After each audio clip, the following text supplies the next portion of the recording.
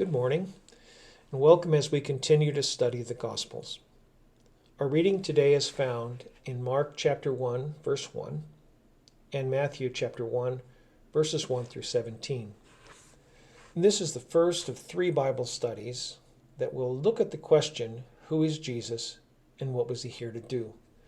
That's under the category of G2a, B, and C. So in case you didn't know it, I should mention before we begin that the four books, the four Gospels in the New Testament that are accounts of Jesus' life and ministry were written by four different authors: Matthew, Mark, Luke, and John. Only Mark describes what he's writing as, quote-unquote, the Gospel. This is one reason many scholars believe that Mark's account of Jesus' life and ministry was written before the other three. It would be as if the other three may have used it as some sort of a resource. We don't know for sure. Bueno, in any case, the word gospel is derived from the Anglo-Saxon term Godspell, meaning good story. A rendering that, in turn, is a rendering of the Latin evangelium and the Greek euangelion. This, I'm sorry, is a little hard to pronounce sometimes, which means the good news. So the gospel is the good news. Since the late 18th century, the first three gospels have been called the synoptic gospels because the texts, when you set them side by side, show a similar treatment of the life and death of Jesus Christ, although they speak of many more things. Mark has the simplest introductory statement, and that's why we're going to begin there. He simply says, "This is the beginning of the gospel of Jesus Christ, the Son of God." To the Jewish mind of the day, to claim to be the Son of God implied equality with God. We can say that in John chapter 5, verse 18, and John chapter 10, verse 33.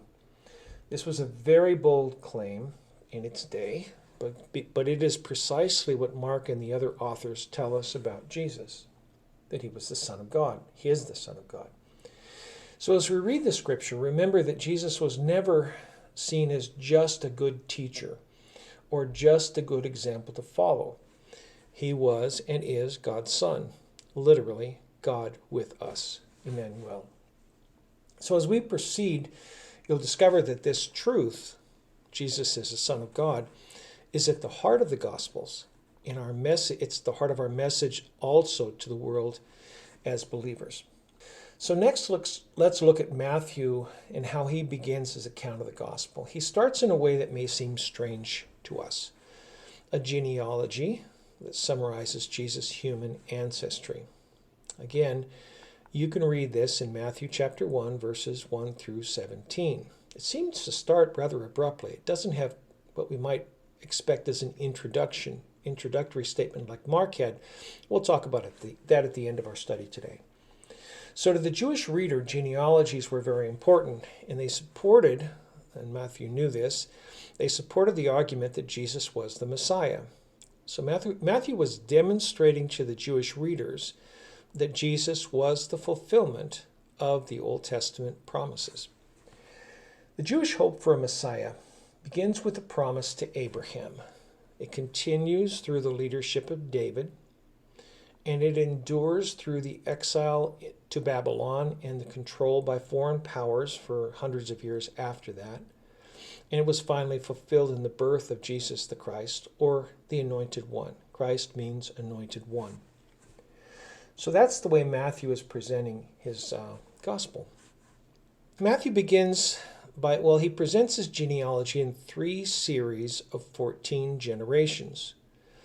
While there are some apparent disagreements with the historical record we see in the Old Testament, in other words, the record of whose father was and whose son was what, there's a little bit of difference, but the differences are not significant and they can be explained, but they don't really change Matthew's central message, that Jesus, the Christ, is the fulfillment of Jewish history and expectations.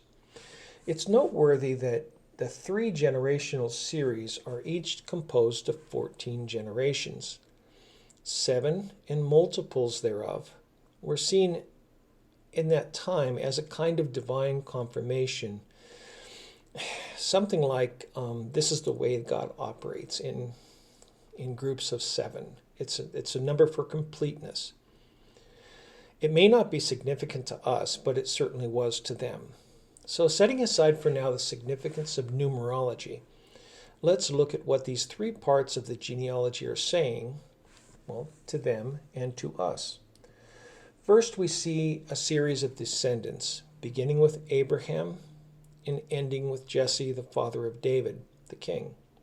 We need to spend some time here, and it may be best to present this in outline form. You'll find that in the written version of this study on gracedevotionals.com. So the first point in that outline format is that Abraham is the man God chose, he called, and he blessed. We can see that in Genesis chapter 12, verses 1 through 9. Next point is that God promised that his blessing would come through Abraham's offspring or seed in Genesis 12:7. Note that that's a single individual descendant. It's singular, not plural, although it can get a little tricky when we talk about descendant or descendants.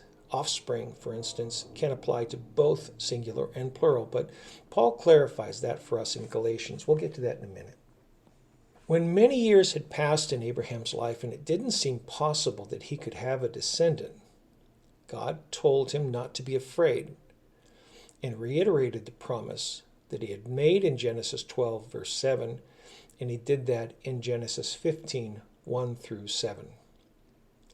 Next, to illustrate how significant the promise was, in Genesis 15, God took him outside into the night sky and said, "Look up and try to count the stars. That is how numerous your descendants will be." The next thing we see is that Abraham is said to have believed what God was saying, and that belief, that faith, was counted to him as righteousness, Genesis 15:6. That's important because that's fundamental to our New Testament understanding of justification by grace through faith. Paul will talk about that in Romans. He'll talk about it in Galatians. It's really referred to in a lot of places in the New Testament. The next point is that there was a time when God confirmed the promise. These weren't new promises. This was the promise that was made in Genesis 12. So in the second part of Genesis 15, God directed Abraham to prepare the elements of a covenant ceremony in the same way the people of his day would make agreements between themselves. It'd be something like signing an agreement or promising, and the two people make commitments that they're going to fulfill. This was done through the sacrifice of animals, and the parts were laid side by side, and normally the two people would go through those animals, so it was essentially a blood covenant.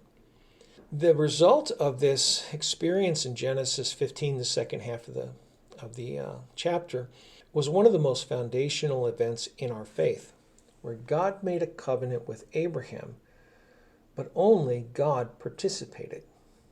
Abraham was caused to fall into a deep sleep, and God made a promise. Effectively, it was a promise he made with himself. We can find that in Genesis 15, 8 through 21. We're still in this first section of 14 generations. This was really important and is important to our understanding of what Jesus' purpose was here in the world, why he came to the earth as a human being. So the next point is that we see in Genesis 17:7 and 22:18, we have a little bit more information about that promise, and then that promise that was confirmed or made sure in a covenant in Genesis 15, so 12 and 15. We're told that it's everlasting, the covenant, in Genesis 17:7, or it's eternal. And we're reminded in 22:18 that it will only be realized through Abraham's offspring, and that is singular, not through the people that descended from Abraham. So based on this foundational event, Paul declared in Galatians 3:16 that this offspring is Jesus the Christ. further in Jesus's ministry in John chapter 8, verse 56, when he was speaking with the Pharisees and they were having issue with the things that he was doing and teaching, he told them that their father Abraham rejoiced when he understood that one day he would see his offspring fulfill God's promise, and he rejoiced when he saw that day occur. It says he was glad when he saw the day occur. So both statements speak to Abraham's ongoing life and experience after his death in Genesis 25. It's interesting when Jesus makes that statement in John chapter 8, verse 56.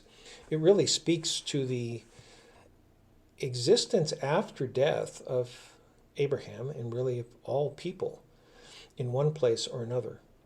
This, of course, drove the Pharisees crazy. But we'll leave that for another day in our study of the Gospels. We'll get to it in John chapter and later on in John. For now, let's move on to the second series of 14 descendants. This group begins with David the king and continues until just before the deportation or the exile to Babylon. This is when Judah in the south Jerusalem was overtaken by the Babylonian army. And the Jews many of them, were carried away in exile to Babylon. The Jewish people of Jesus' day and of the New Testament era, the first century, knew these narratives well.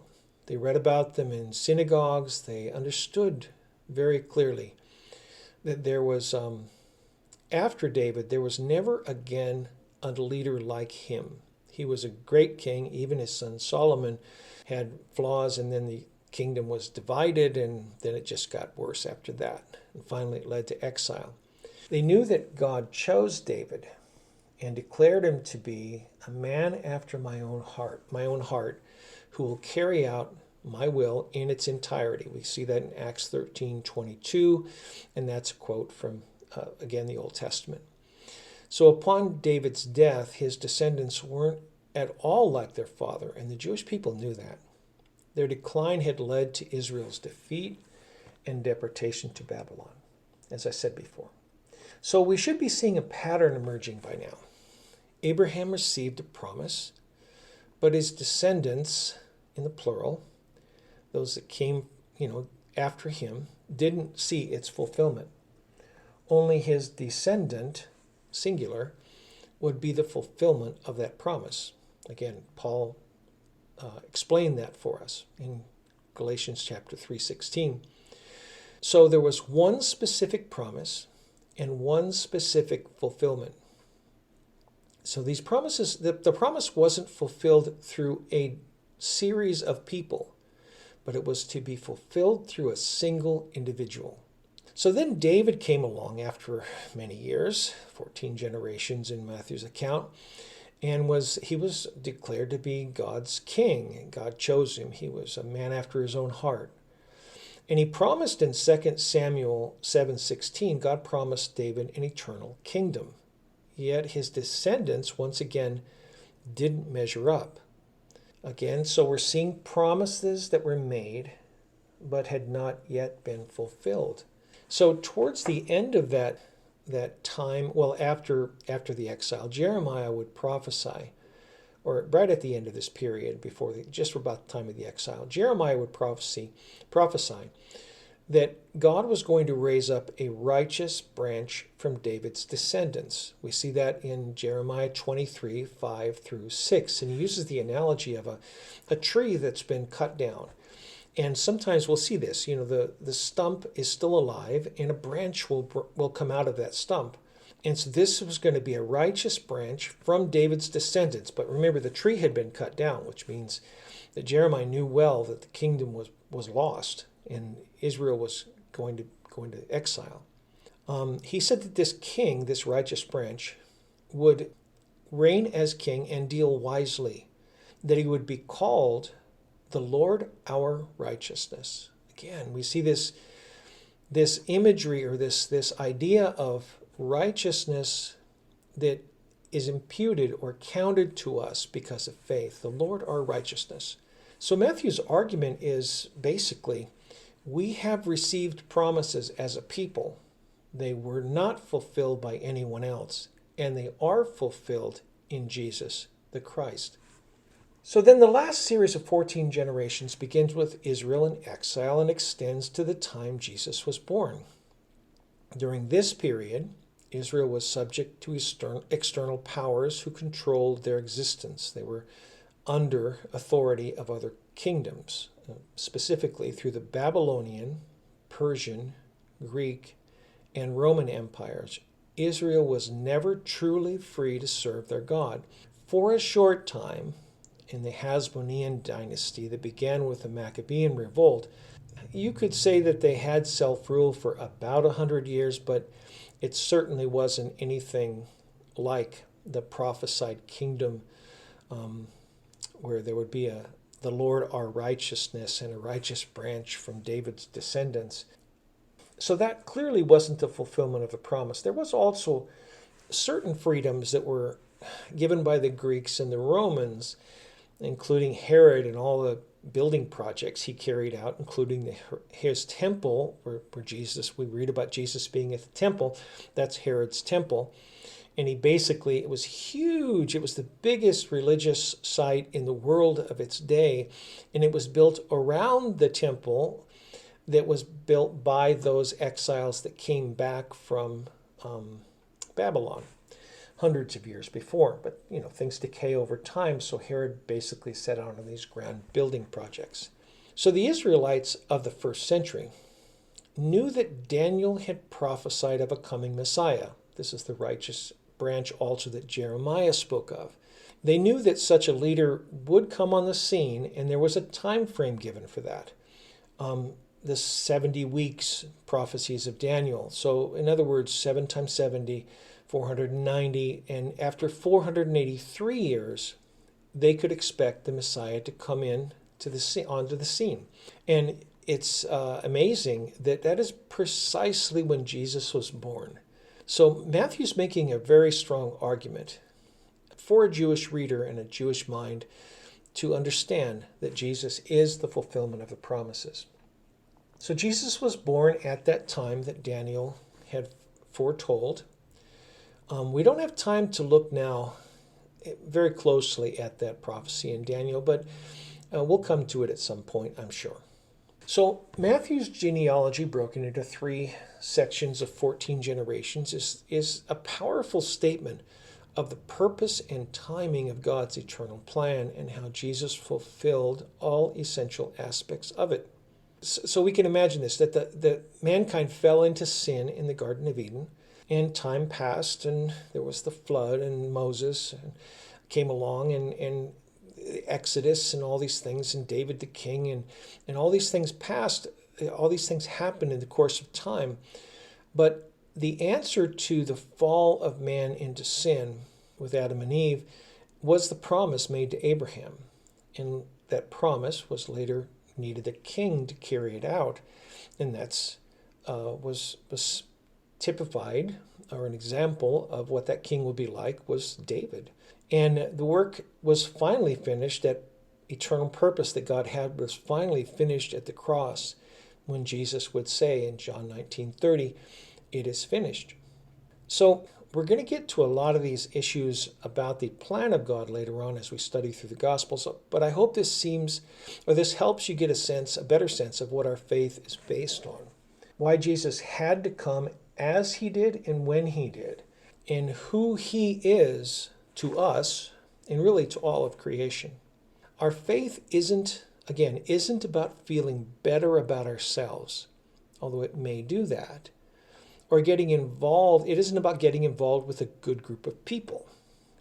It may be that to many, but it should be far more than that to a genuine believer.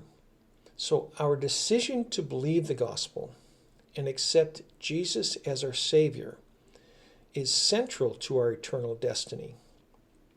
It is our response to God's plan. It is very much like Abraham that night looking at the stars in the sky and believing what God said.